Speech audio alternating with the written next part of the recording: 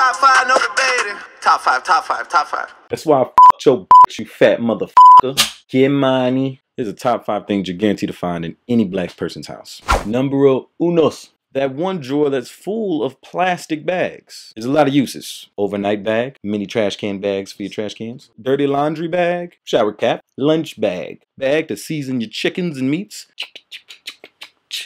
Like you're shooting dice. See, we innovative. Number 2. In a lot of black homes, they like to have a lot of pictures of Africa and African statues. Like right when you walk in, you just ready to hear the music for Lion King. But it's your auntie who ain't never left the country. Damn near California.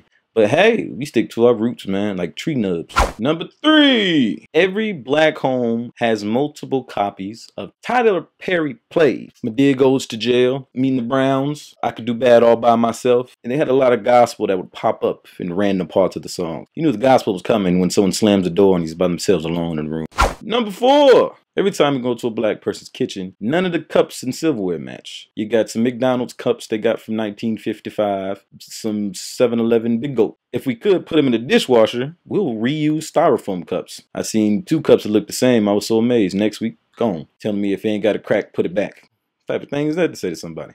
Number 5. Every black home got old pictures. In that granny house, she got pictures of the aunties and uncles talking about this how we had style. The graduation pictures where they got the old disco dynamite going on and auntie got the same disco dynamite going on. I'm just like, y'all went to the same barber, huh? I mean, love y'all. Just push the like button or the heart button or subscribe. So don't think about it too long. Just do it.